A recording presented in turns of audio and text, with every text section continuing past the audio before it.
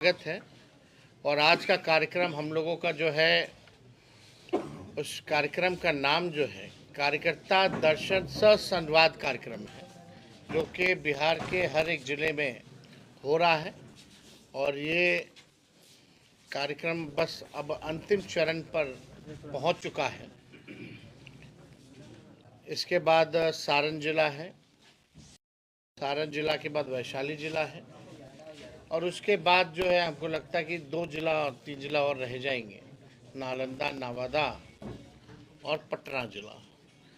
तो इस कार्यक्रम का यही मकसद है कि पूरे बिहार में हर जिले जाकर के हम सब लोग जो ज़मीनी स्तर के जो कार्यकर्ता हैं, जो बूथ स्तर के हैं, पंचायत के हैं, जो ब्लॉक लेवल के या जिला के जो कार्यकर्ता हैं, उनसे सीधा संवाद होता है, सीधा फीडबैक लिया जाता है।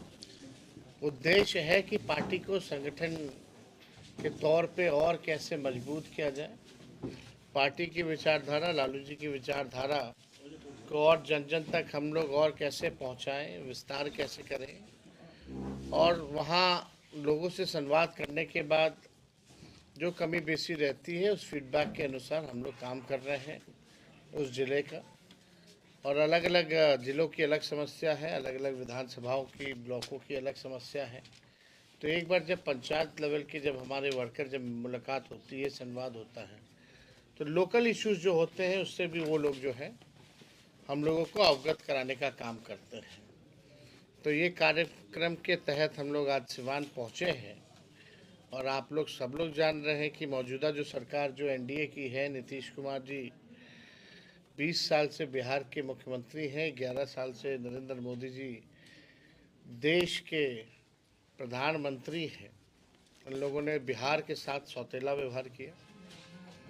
बिहार में पूरी तरीके से अराजकता का माहौल फैला हुआ है। हर दिन जो है गोलियां चल रही हैं, मर्डर हो रहा है।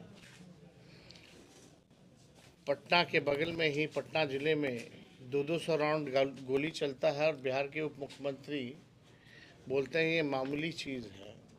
मुख्यमंत्री मौन रहते हैं। यहाँ लॉ एंड ऑर्डर का क्रिमिनल डिसऑर्डर हो चुका है पूरी तरीके से बिहार में। लगातार आपराधिक घटनाएं जो हैं बढ़ रही हैं। भ्रष्टाचार के मामले जो है वो सामने आ रहे हैं। तो ये डबल इंजन की सरकार जो है, एक इंजन भ्रष्टाचार में है, दूसरा इंजन अपराध में लगा हुआ है। और विकास के काम जो है पूरी तरीके से बिहार जो है, नीति आयोग की रिपोर्ट में अगर आप देखिएगा या एडीआर रिपोर्ट में अगर आप देखिएगा, नीति आयोग की रिपोर्ट में साफ तौर पे ये हुआ है कि बिहार में सबसे ज़्यादा गरीबी, सबसे ज़्यादा पलायन, सबसे ज़्यादा बेरोजगारी है। तो 20 साल जिनको मौका मिला राज्य में, केंद्र में 11 साल, अब तक बिहार के लिए उन्होंने कुछ नहीं किया। अभी भी नीति आयोग की रिपोर्ट में बिहार सबसे फिसड्डी राज्यों में गिनी जा रही है। अब वक्त आया है कि जनता के सामने हम लोग एक मजबूत विकल्प पेश करें। और हम लोग जो घूम रहे हैं, तो घूमने का जो फीडबैक के अनुसार, इसलिए हम लोगों ने तय किया है कि अगर हम लोगों की सरकार बनती है तो माई बहन मान योजना हम लोग लाएंगे। सरकार बनने के 1 महीने के भीतर हम लोग इस योजना को लागू करेंगे, और माताएं बहनों के खाते में डायरेक्ट 2500 रुपये हम लोग देने का काम करेंगे। क्योंकि इस कार्यक्रम के तहत हम महिला संवाद भी कर रहे हैं, और महिलाओं से संवाद करने पर ये मालूम पड़ता है उनकी जो सबसे बड़ी समस्या है वो महंगाई है। घर चलाना मुश्किल है, घर में कोई बीमार पड़ जाए तो घर का खर्च बिगड़ जाता है, कुछ बचत नहीं हो पाता है। तो इसलिए ये योजना माताओं बहनों के लिए हम लोग लाएंगे। और ग्राउंड में जाने पे पता चलता है कि भाई यहाँ से स्मार्ट मीटर से लोग परेशान हैं, और बिहार का बिजली सबसे देश में महंगा है। इसलिए हम लोगों ने तय किया कि 200 यूनिट फ्री में बिजली हम लोग जो है हर घर उपलब्ध कराने का काम करेंगे।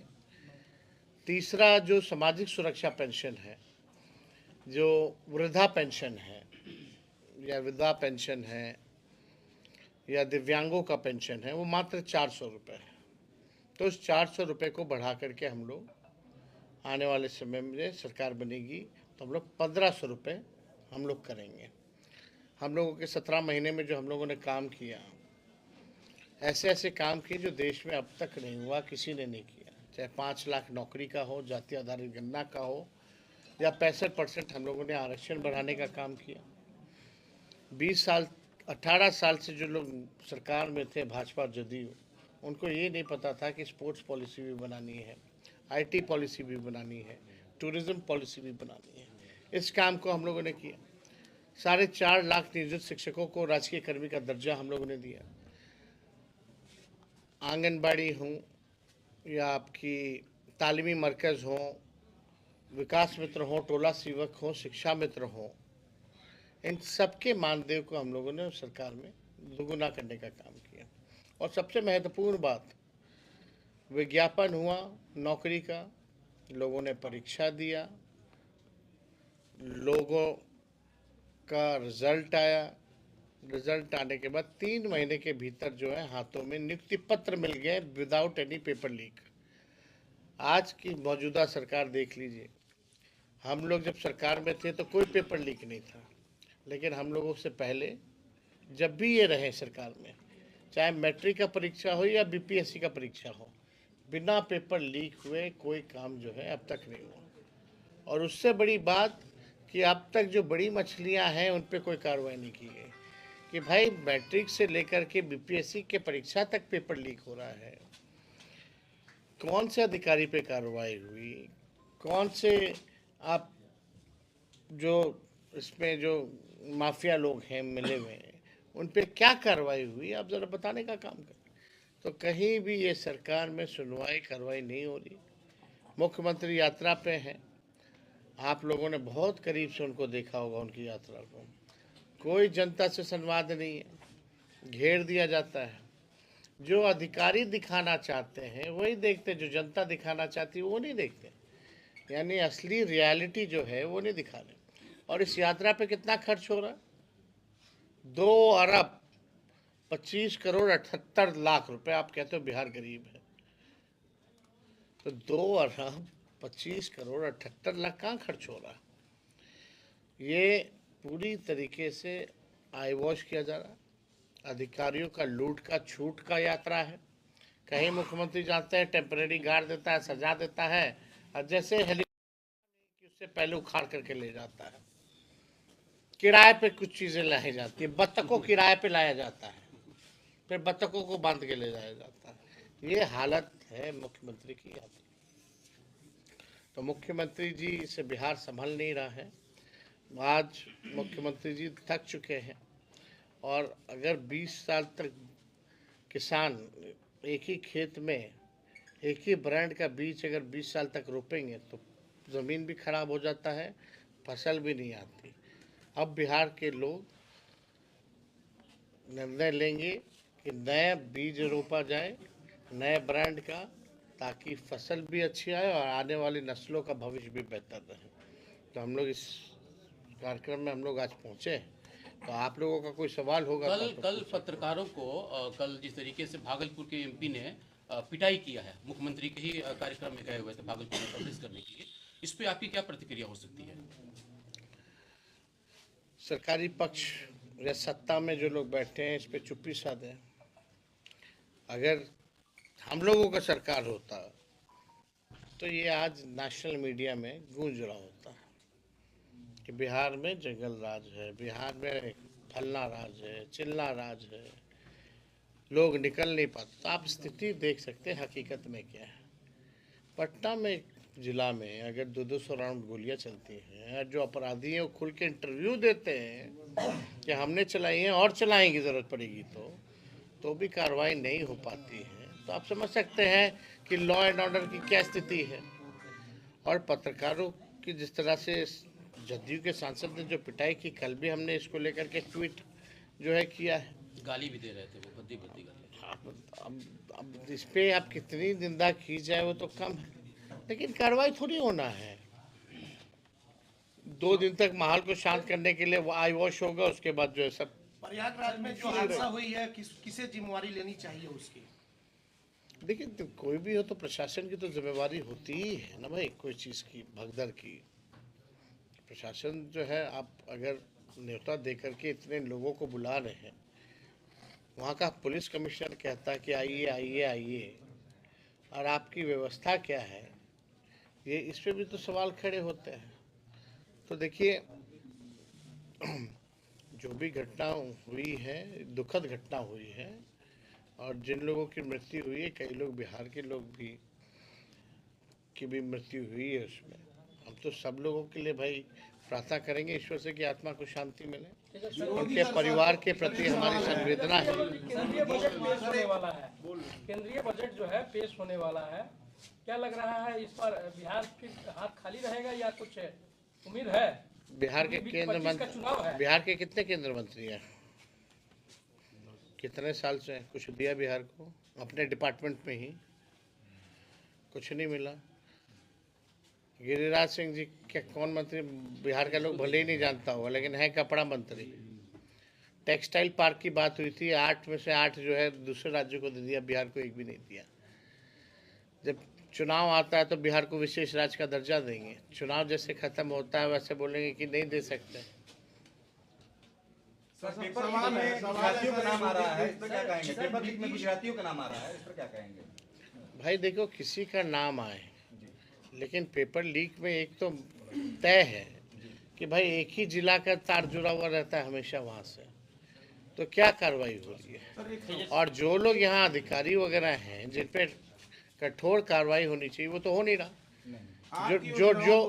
जो डीके बोस है वही असली में सुपर सीएम है बिहार के।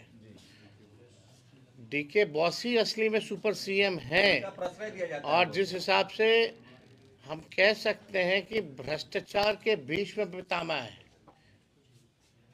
आने वाले समय में एक मिनट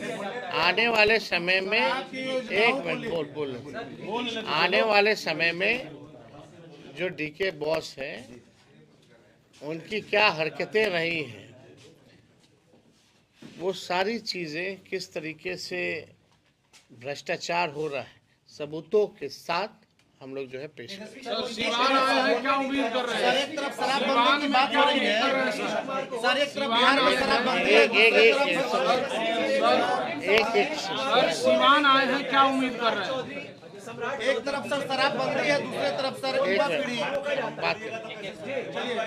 आपकी योजनाओं को लेकर विरोध। एक मिनट, नीतीश कुमार को किसी भी कार्यक्रम में बोलने नहीं दिया जाता है, उनके ऊपर अब पहरा बिछा दिया गया है। सम्राट चौधरी उनको रोकते हुए नजर आते हैं जब वो महिलाओं। सम्राट ही चौधरी ने दोनों चौधरी रोकते हुए नजर आते हैं, और एक अधिकारी भी रोकते हुए नजर आते हैं। घेराबंदी उस हिसाब से की जाती है। तेजस्वी जी, एक सवाल ये है कि तो उनको भी अपने मुख्यमंत्री पर भरोसा नहीं है कि कब क्या कहे। बिहार में सर शराबबंदी है। एक सवाल ये है कि सिवान का जो राजनीतिक सिनेरियो है वो और बिहार के कई जिले एमवाई से अलग है। यहाँ पर यादव नहीं, आप देखिए, कोई जाति धर्म की बात कहाँ से आ गई? हमारी पार्टी यादव मुस्लिम के वोट में बिहार में शराबबंदी है सर, बिहार में शराबबंदी है, युवा पीढ़ी स्मैक गांजा के शिकार हो रहा है। बिहार में शराबबंदी लागू है। यहाँ तो कानून केवल कागजों पे चलता है, और जिस हिसाब से शराबबंदी से लगातार मौतें होती हैं, प्रशासन उसी हिसाब से इन मौतों को छुपाने में लगता है कि नहीं, असली कारण शराब नहीं है, कुछ और है। ये हर जगह ये घटना जो है सामने आया है, लेकिन हकीकत आप जान, लूट मचा हुआ है, भ्रष्टाचार हो रहा है। चिराग जी का एक बड़ा कार्यक्रम सिवान में हुआ है, क्या लग रहा है कि वो राजद के वोट बैंक में सेंधमारी कर रहे हैं क्या? अब देखिए, सब पॉलिटिकल पार्टी अपना यात्रा करता है, सब पॉलिटिकल पार्टी विशेष मिलेगा क्या? अपना काम करता है, उससे क्या हम लोग को फर्क पड़ने वाला है? कोई फर्क नहीं पड़ता।